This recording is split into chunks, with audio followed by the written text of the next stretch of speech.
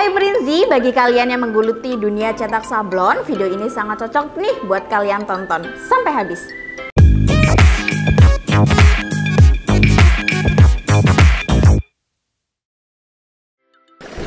Oh ya, sebelum kita lanjut, perkenalkan saya Erika, produk konsultan The Prince. Pada segmen kali ini kita akan mengulas lebih lanjut mengenai beberapa teknik sablon, contohnya seperti DTF, kemudian ada DTG, kemudian ada Polyflex Printable, dan ada tentunya Sublime.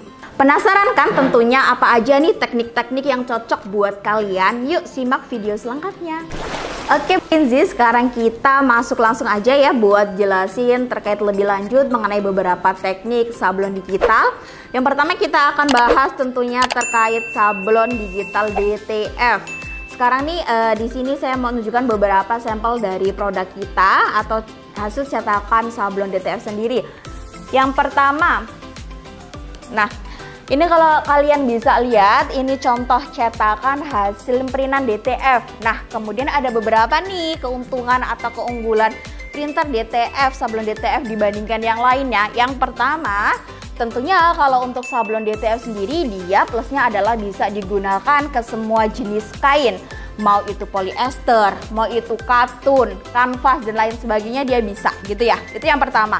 Kemudian yang kedua untuk DTF sendiri dia untuk bisa custom berbagai jenis desain. Degradasi warnanya tentu bagus, Prinzi bisa lihat nih ya untuk hasil-hasilnya. Kemudian untuk DTF sendiri yang paling penting nih, cost produksinya dia jauh lebih murah dibandingkan yang lainnya. Kalau estimasi atau di pasaran biasanya untuk cetak per A3 dia bisa 10.000 sampai 15.000 gitu. Kemudian juga nih kalau untuk DTF dia aman buat digosok, disetrika, kemudian dicuci maupun ditarik-tarik dia aman ya Prinzi kayak gitu.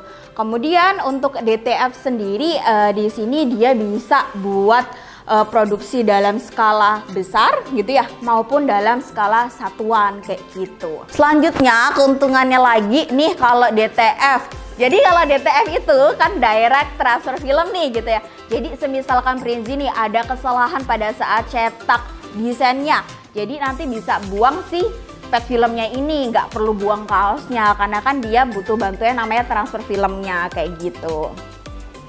Kemudian selanjutnya kita bahas untuk yang sablon Polyflex. Nah, kalau Polyflex sendiri di sini kita bisa ada dua teknik.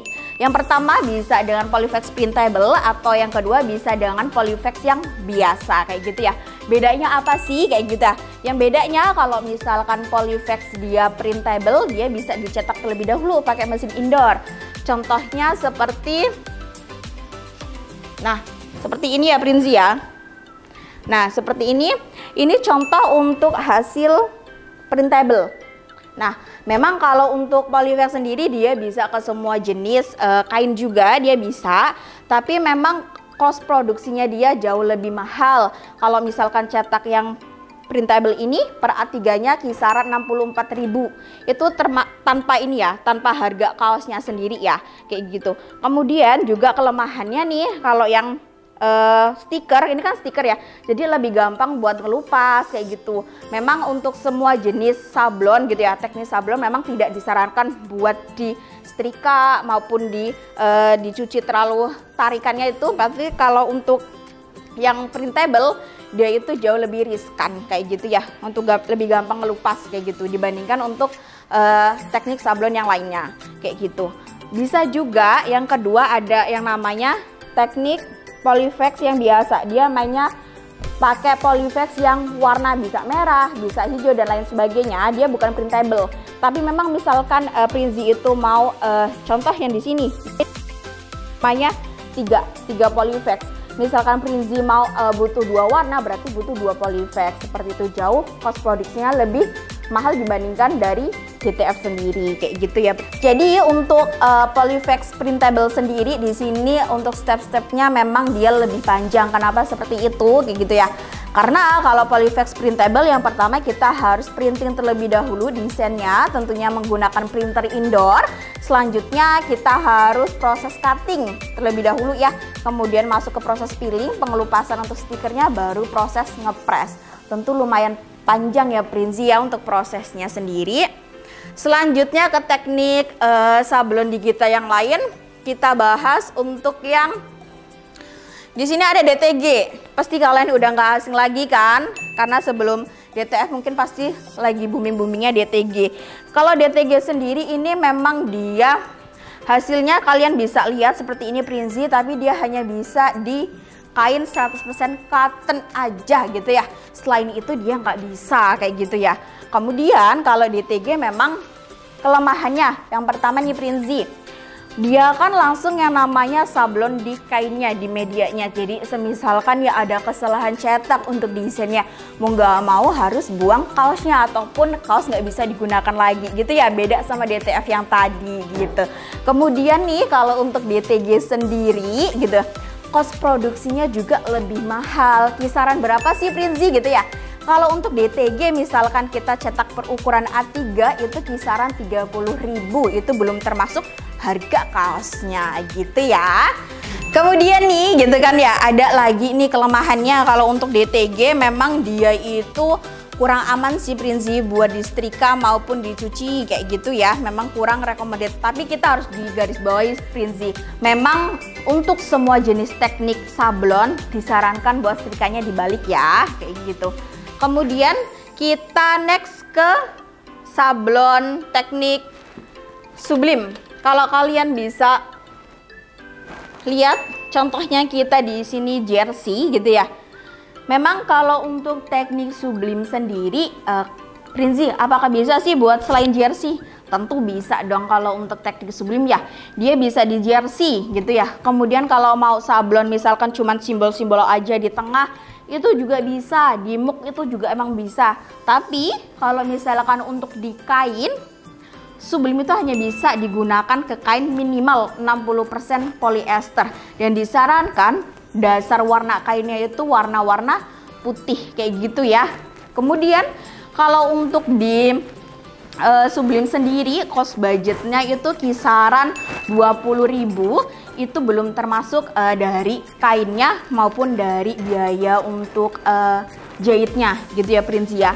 Kemudian memang kalau untuk di sublim dia hasilnya finishingnya dia itu dia lebih nyatu ke kain, karena dia tintanya masuk ke pori-pori kain kayak gitu dan tidak luntur, aman buat disetrika juga maupun dicuci masuk mesin cuci juga dia aman kayak gitu. Jadi kalau tadi nih DTF dia kan sablonnya butuh bantuan namanya transfer film gitu ya. Kemudian kalau misalkan sublim dia sama tapi bedanya dia butuh media namanya transfer paper. Jadi prosesnya adalah desain di print terlebih dahulu menggunakan transfer paper, baru nanti di press kayak gitu ya. Kemudian nih Prinzi, hal yang penting banget kalau untuk teknik sublim, untuk setiap tipe mesin itu disarankan berbagai tipe mesin pressnya. Kenapa? Contoh kalau misalkan kita gunain printer Epson nih tipe F6330 disarankan untuk pakai press yang ukurannya 80x100. Kenapa nih kayak gitu ya? Karena memang kalau untuk sublim itu disarankan butuh press yang elemen panasnya itu dia rata.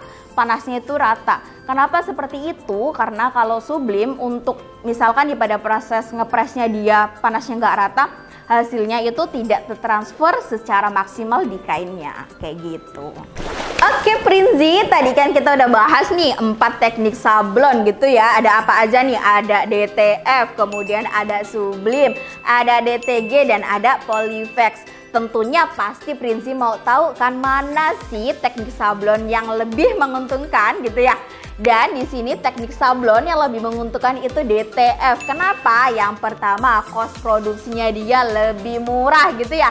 Dia per A3 saja dia bisa 15.000 kayak gitu ya. Kemudian bisa cetak ke semua jenis kain gitu ya. Misalkan Prinzi mau ke jeans bisa, ke hoodie bisa, ke tote bag bisa gitu ya. Bahkan ke sepatu juga bisa. Yang penting syaratnya di kain ya Prinzi ya. Kemudian juga kalau DTF misalkan dia ada kesalahan hanya buang pet filmnya aja gitu ya. Kemudian nih, tapi perlu digarisbawahi ya Prinzi ya, tergantung dari yang pertama cost budget dari Prinzinya sendiri gitu ya. Kedua dari kebutuhan Prinzi sendiri gitu ya. Misalkan nih Prinzi maunya buat printing jersey buat hijab, buat handuk gitu ya. Berarti lebih ke arah sublim. Nah, kalau untuk sublim sendiri itu harga kisaran mulai 50 jutaan, Prinzi udah mulai bisa memulai bisnis gitu ya. Kalau DTF sendiri itu kita ada dua tipe Prinzi, ada yang lokalan dan ada yang pabrikasi gitu ya. Kalau yang lokalan khusus dan bagus banget nih buat kalian yang para pemula gitu ya. Itu harga kisaran di 20 jutaan, Prinzi udah bisa memulai usaha DTF gitu ya. Tapi kalau Prinzi maunya cetak dalam skala besar, hasilnya jauh lebih bagus kayak gitu, bisa pakai yang pabrikasi. Pabrikasi itu harga kisaran di atas ratusan juta ya Prinzi ya gitu ya.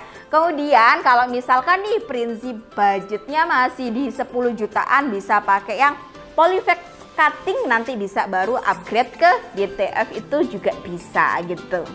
Oke, jadi kalau untuk DTG sendiri nih saya rekomendasiin buat pakai yang DTG pabrikasi. Kenapa seperti itu? Karena yang pertama hasilnya jauh lebih bagus Prinzi gitu.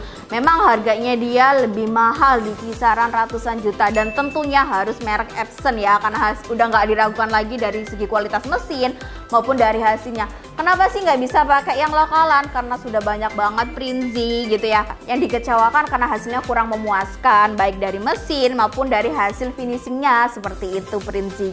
Nah Prinzi, tadi kan kita nih udah membahas berbagai macam jenis teknik sablon ya. Tentunya kan kalian udah nggak bingung nih mana sih yang cocok akan kalian gunakan kayak gitu ya. Kalau misalkan Prinzi masih bingung gitu ya, mau konsultasi dan ini gratis, bisa hubungi nomor di bawah ini ya Prinzi ya. Oke Prinzi, sampai ketemu di video selanjutnya.